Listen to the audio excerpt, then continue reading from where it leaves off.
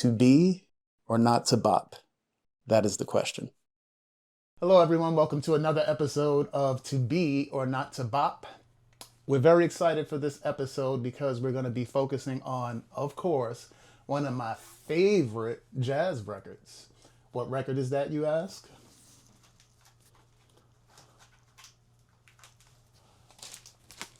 Out There, Betty Carter. All right, so this is one of our first vocal records we're going to focus on today because it's really all about the vocalists. All right, so Out There, this is definitely a rare recording, one you don't hear a whole lot about, and we love that on this show. We definitely want to champion some of the lesser known jazz recordings that don't get their flowers like some of the other ones do. So this record is from 1960 and 61. That was around the time period that it was recorded. And it was on a label called Peacock, not one of the more common jazz labels that we know of like Prestige or Blue Note. This label was actually more known for R&B. But in any event, they put out an absolutely incredible classic record. Now, to me, this is one of the most swinging jazz records you will ever hear. All right, it is top notch. All right, so like I said before, this record features the great Betty Carter. Now, this is one of her earliest recordings. Now, in the modern day, people not only know of Betty Carter as a great jazz vocalist and one of the leading bebop jazz vocalists, she was also known as a great educator. I recently found out that she was sort of one of the people who spearheaded jazz at Lincoln Center and brought the idea to Wynton Marsalis. But in any event, she is truly known as one of the great educators in the music. Let's hear a little bit about that. I give them work. And when you give them work, they have to learn. It's over, and that's what I mean. That's what I'm trying to create. Consistency. If I give them that steady work, they get better and Great better. Dr. Billy Taylor. Carter auditions aspiring musicians with a critical ear. I'm listening for that little special ingredient that says this musician wants to become a jazz musician. If they've got what it takes, Carter brings them to New York for a unique training program she's developed for young jazz students. It's called Jazz Ahead, and it's a week of intense workshops they'll never forget. So, how do you feel? You excited about all of this? Shout out to the great Nate Smith for uploading this video to YouTube. Back of arriving students. Ready for Jazz Ahead? Oh, yeah. All right. Yeah. Can't wait to play. Good for you. Hey, girls. The Reed sisters, three teenage singers from Milwaukee, Brittany, 14, Tanya, 16, and Brandy, 19, are back for the third year and getting recognized by fans. Hey, you never dared? Right. Oh man, I'm scared out of my pants. You know, she telling me I'm in a program and it's like my palms get sweaty. The And great trumpeter James Gibbs. constantly biting my nails and just thinking about it is A young you know, James Gibbs, pressure 1996. Carter discovered James Jazz Gibbs of Irvington, New Jersey at age 17 when he got the chance to play at a New York club last year. She noticed my potential and me becoming this, great, trumpet player. Hopefully, it's just a dream come true. More dreams will come true, along with a few nightmares for James and the other students, this week at the Betty Carter School for Jazz. What you do with the bass out of your hand? You gotta have, when you come here, you have to have your instrument in your hand all the time. This is consistency. Alex Pope Norris, great trumpet player here in New York City. Lays down here. We don't go to sleep on this job. Carter Jennifer Vincent on bass, a good friend of mine. You gotta have the energy, guys. That's what I got. That's what youth is for, right? You gotta have some spirit, no? Use your power, don't hold back. So as you can see, so many of our great modern musicians came up under Betty Carter. She was a great mentor, a great educator. Even today, her music is still revered. Her influence is still pretty strong. She's a inspiration to some of the great vocalists we know of today, including Samara Joy, Jasmia Horn, and Sharonee Wade, to name a few. So Betty's impact as an educator goes very far through many generations of great musicians. On this particular recording, we're hearing a young Betty Carter, sort of a role reversal. We know her as a great mentor and one of the great elders of the music, but when her career began, the same treatment was given to her. She was mentored by the great Lionel Hampton and featured in his big band. Let's take a look.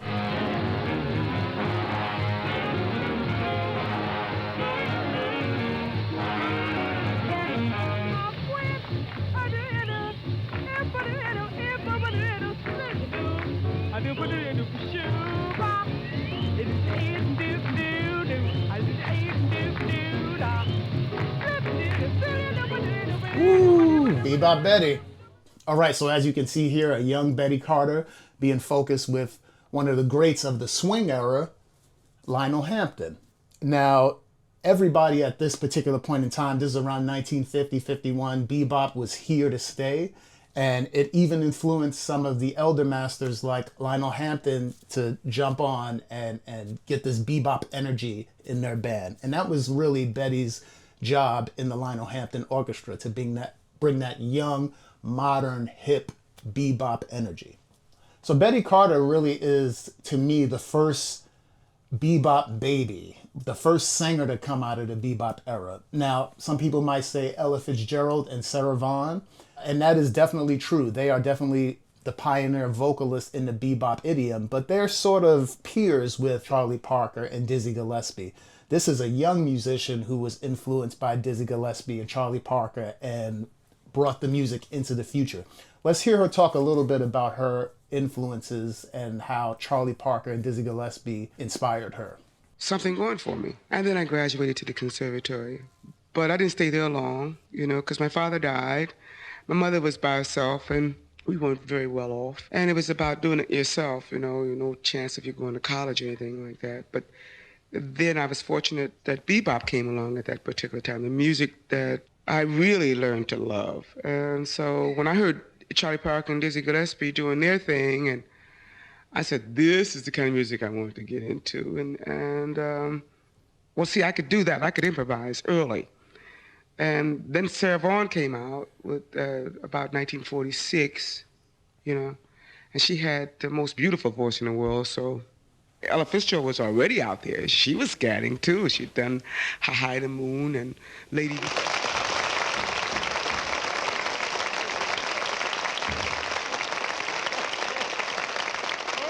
Oh, a biscuit of basket.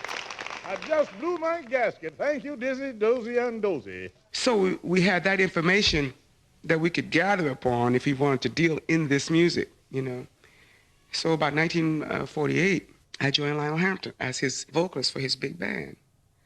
But I was to handle his bebop division. In other words, I was to scatter with the band. So that's really how I started. The voice I developed over the years through work.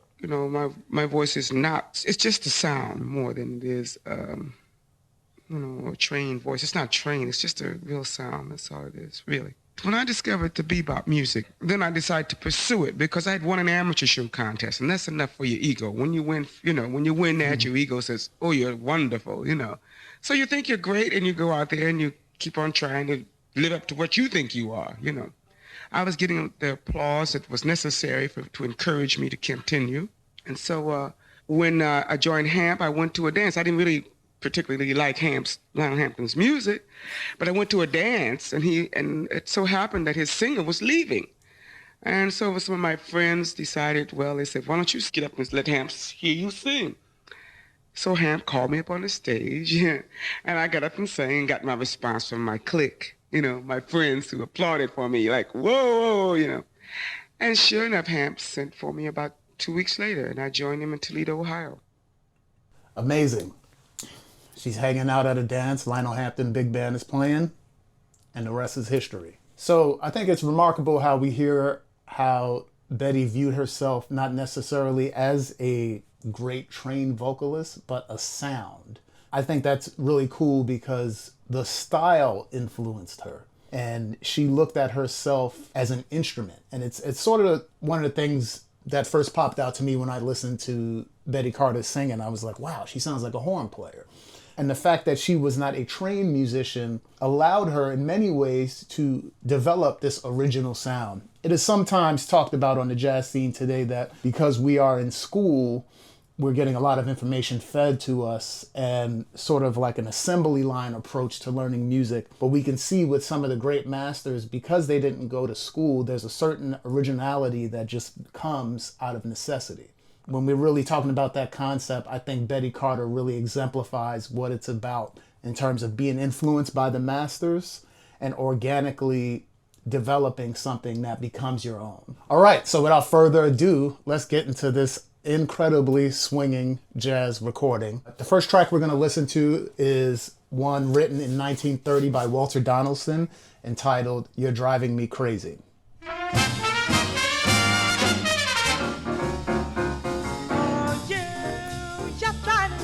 Ooh. Crazy, what did I do? What did I do? Might is for you. Make everything hazy, cloud in the sky of blue. How true. All right, let's just stop there for a second. Like I said before, this is an incredibly swinging recording. The rhythm section, some of the best to ever do it. We all know and love Wynton Kelly. We all know and love Sam Jones on the bass. And on the drums, we have someone that not many people know a whole lot about. His name was Specs Wright on many of the great bebop and hard bop recordings throughout the 50s and the 60s. Let's keep it going. How true were the folks who would hear me teaching me daily. But You. you're the kind who would hurt me, vis-a-vis when I need you. Oh, you're driving me crazy. What did I do? Where do you... All right. So Betty Carter, we already hear all of those distinctive qualities, the horn-like phrasing, really putting the accents on the notes, louds and softs, shorts and longs. This is something that when you hear that articulation, it is clearly bebop. It is clearly coming out of Dizzy Gillespie and Charlie Parker. These arrangements are incredible, which you'll hear a lot more. And the arranger on this record is none other than the great Gigi Grice. Now, we're going to get into some Gigi Grice on this channel for sure. He is someone who is central to everything that was happening in this music of bebop music. One of the great arrangers, storytellers, composers that we've ever had in jazz. Okay, so now we're going to listen to Betty's solo on this. Unbelievably swinging. Let's check it out.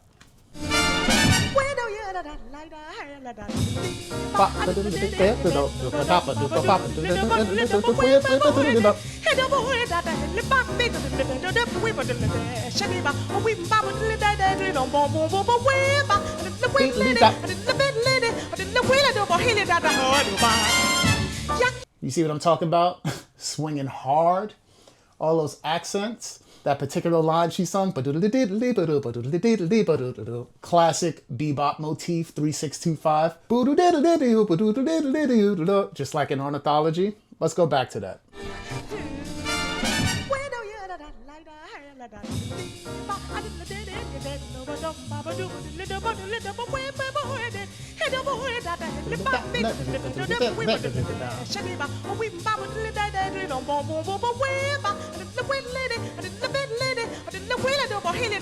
Check out the bridge.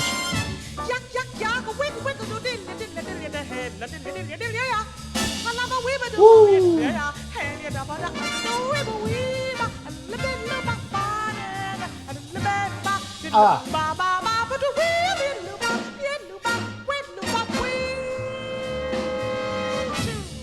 So one of my favorite things about this record and about the arrangements on this record, I really love it when an arranger, and I don't know how this was worked out between Betty and Gigi Grice, but the arrangement goes into the solo. It's a part of the solo. They make certain hits where she's soloing. So really, you know, what might be thought about here is what came first, the arrangement or the solo? I don't know, but together it's absolute masterpiece. All right, so let's listen to the rest of the track going out. But you were the kind who could hurt me, tease me when I needed you. Oh, you're driving me nuts. What did you do? What did you say to make me this way? You're driving me crazy.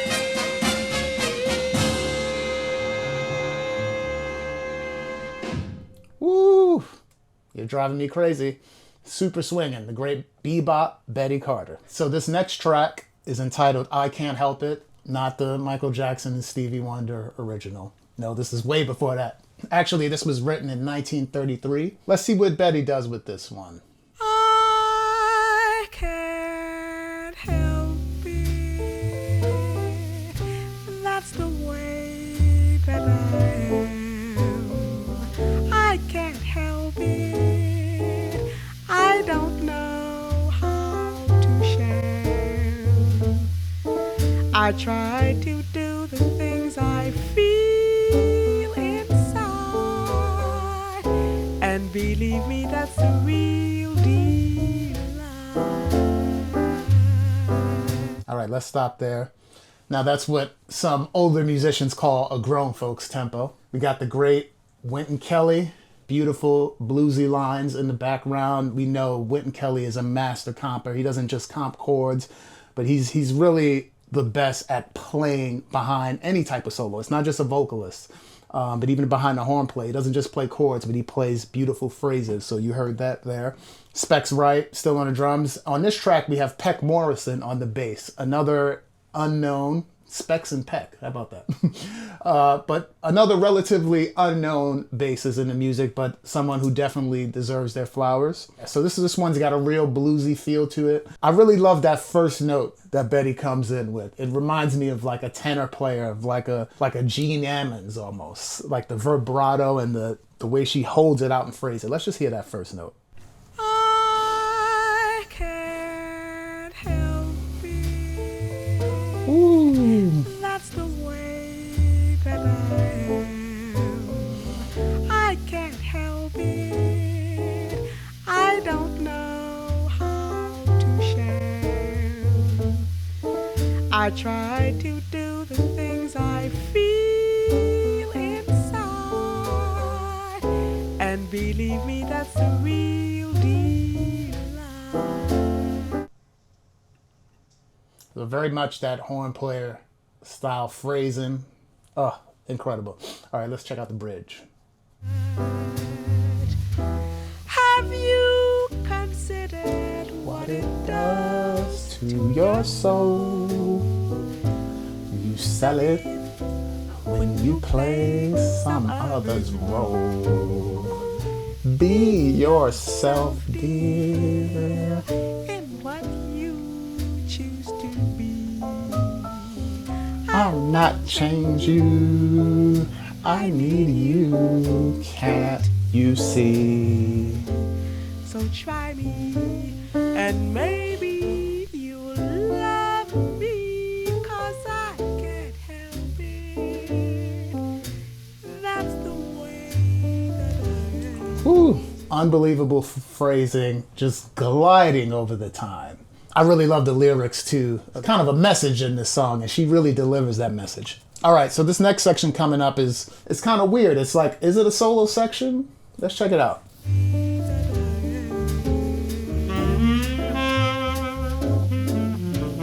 the way that I am. I don't know to share. I try to do the things Benny Golson on a tenor. and believe me, that's the real deal. All right, before we go to the bridge there. That's why I said, is it a solo section? Because we hear the tenor solo, but Betty is still very omnipresent, and there's a dialogue happening there that's just really beautiful. You can hear the effect of like she almost goes off the mic, and it makes her sound even huge, even more huge. Let's go back to that little section right there. That's the way. Here we go.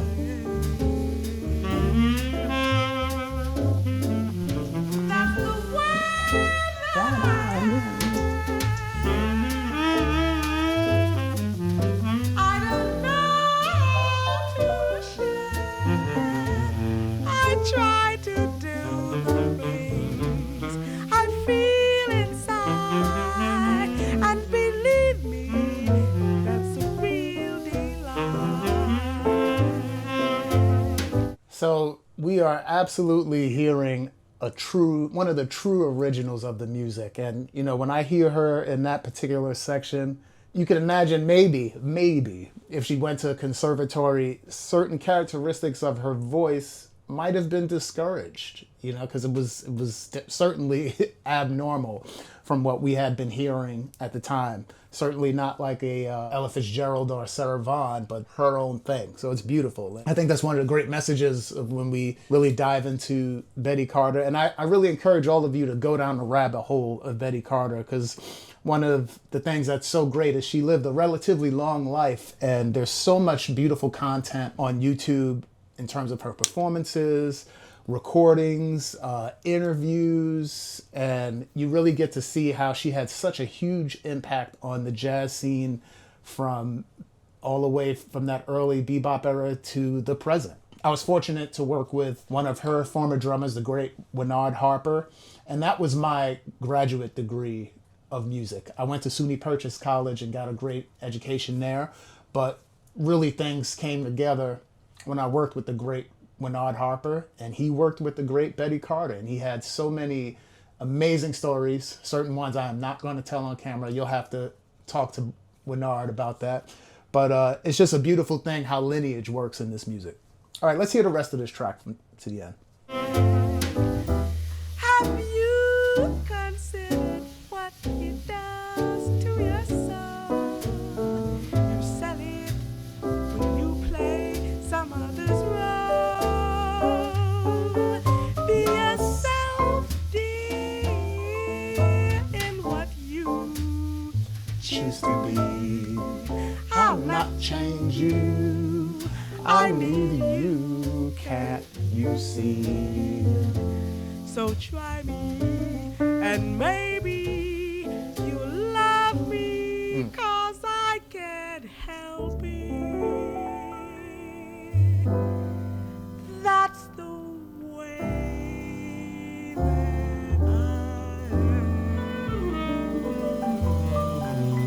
that I Can't Help It, the original Betty Carter.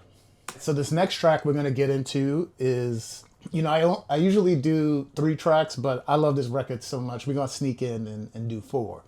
All right. So this next track, By the Bend of the River. One of the things I like about this particular track, on this record, there's actually just 2 trumpets. So the trumpet players are Kenny Dorham, who we all know and love. We're definitely going to talk more of Kenny Dorham on this show. And a lesser known trumpeter by the name of Ray Copeland. Maybe one of his most famous recordings is he's on the record Monk and Train. A great soloist, but also a great lead player. Now, even though there's only 2 lead players in here, 2 trumpet players on this, you still feel the incredible presence of Ray Copeland as a section leader and as a phraser, his swing feel, time feel, sound. Even though they don't sound very similar, I've had the opportunity to play with the great Ryan Kaiser when I subbed in the Lincoln Center Jazz Orchestra. One of the things that makes Ryan great is that he is also a great soloist. So when you play figures with him, you feel real jazz phrasing. And that's something you can hear on this recording with Ray Copeland's lead playing. But I know this is a Betty Carter record. Just want to point out a few things. All right, By the Bend of the River. by the bend of the river, where rushes are growing and waters are flowing far down to the sea, on a soft balmy June night, in the shimmering moonlight, I know that my own true love is waiting for me in the cool of the evening. All right, so you hear that lead trumpet, Ray Copeland. His sound just goes all over the band and really adds a shine to it and an incredible swing feel as well. When the shadows are falling, I can hear my love calling so softly to me, to the scent of the heaven. We'll go together, my true love and me. Here.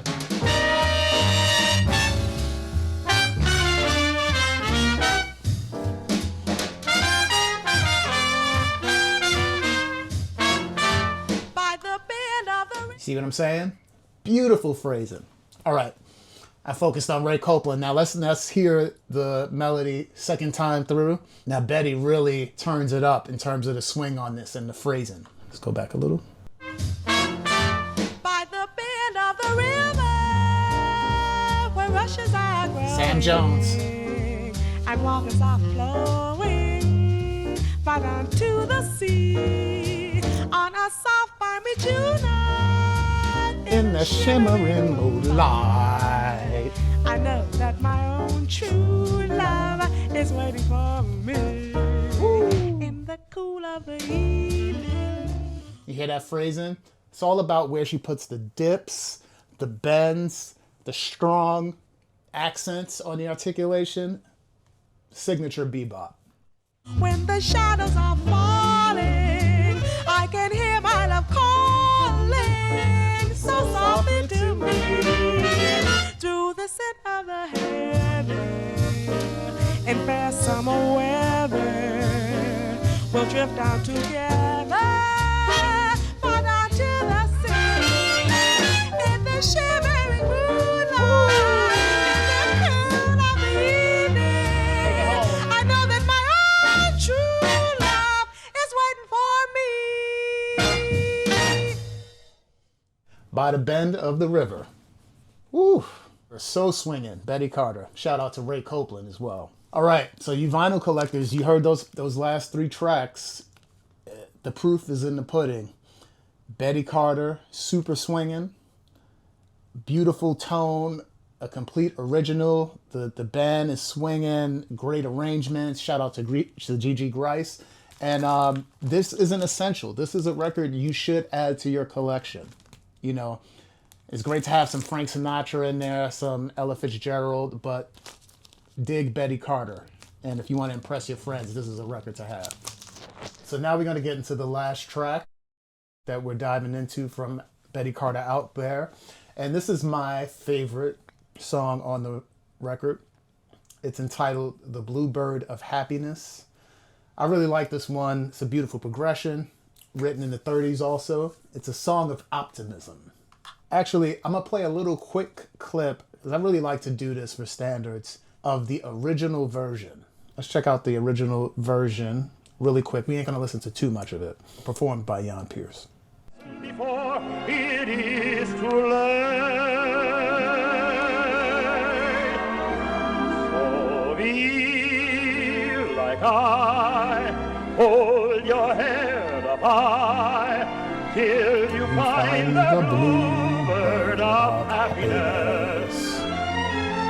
You will find greater peace of mind, knowing there's a bluebird of happiness.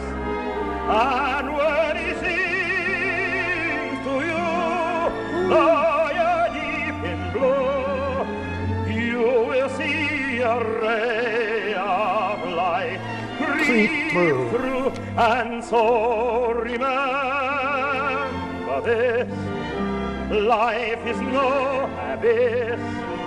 Somewhere there's a bluebird of happiness.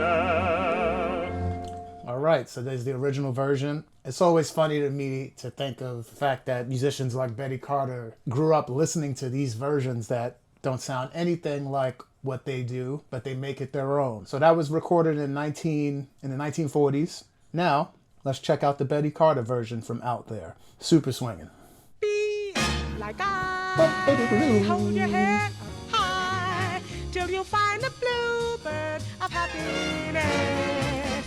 You will find greater peace of mind, knowing there's a bluebird of happiness. And when he sings to you, though you're deep in blue, you will see a ray of light creep through. And so remember this, life is no abyss. Somewhere there's a bluebird of happiness. All right, so before we get into the solo on it, so we have a modern bebopper, a young Betty Carter, giving you her interpretation of this classic standard. One of the things I love about it If you compare the original version to this, obviously they're very different stylistically, but the delivery of the message, of the lyrics, and the general feeling and spirit of the song is exact. So even though this is a modern version, a bebop version, is some very hip arrangements, Betty Carter as a vocalist understood the mission. She understood what this song was really about, and she delivered it in stylistic and in a fashion that honored the original. All right, so let's check out her solo now. All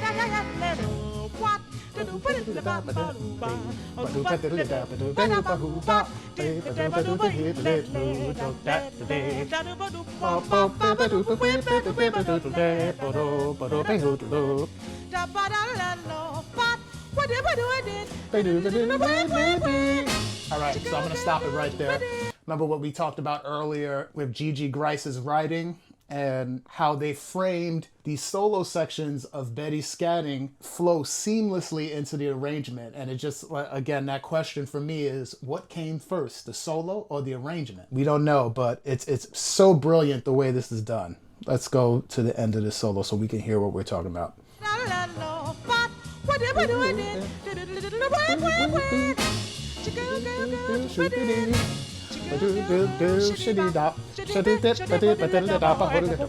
Hey, ow. Until you find a bluebird. Until you find a bluebird. Until you find a bluebird.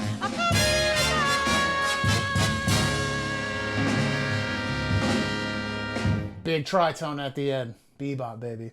Bluebird of Happiness, Betty Carter. All right, now just for fun, actually the first time I heard this song, I didn't hear a vocal version. I heard a version by Nat Adderley and Cannonball Adderley.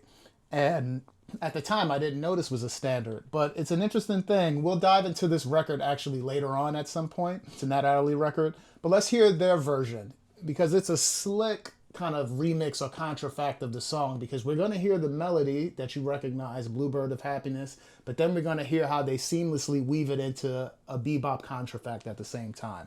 So this was, they entitle it Rattler's Groove.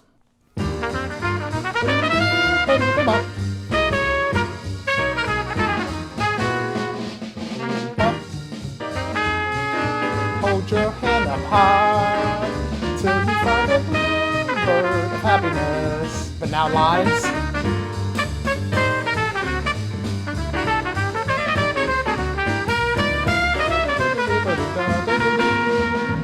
All right, so you heard half of the original version of it, the melody line, but then you heard some bebop lines in there. So now they go back to the melody line. And that's what I love about this particular version. It kind of toes both sides of it. You got the standard melody, and then you got a bebop contrafact at the same time. All right, let's go to the ending. You're deep in blue, you will see a ray of light creep through. Like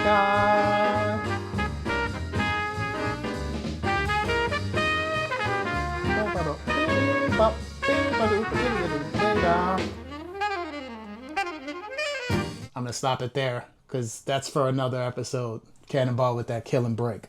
All right, so 3 versions of the Bluebird of Happiness. The original version by Jan Pierce, the Betty Carter super swinging version, and the Nat and Cannonball Adderley version. An incredible standard, one we should definitely add to the repertoire and play more. All right, so before we wrap up this episode, I'm gonna try to create a little bit of a new segment here. If you haven't heard of this book, it's one you should cop. It's called 3 Wishes, written by the Baroness Nika. It's a book where all of the great jazz musicians from the bebop and hard bop era are asked a simple question. If they could have 3 wishes, what would it be? All right, so we're gonna go to Betty Carter's 3 wishes. Health. Without that, you don't have anything. Number 2, to be recognized as an individual all the way. And 3, happiness for my son. How about that, Betty Carter? Thank you so much for watching this episode of To Be or Not to Bop. If you liked what you saw, hit that like button, subscribe, and we'll see you next time. To Be or Not to Bop. That is the question.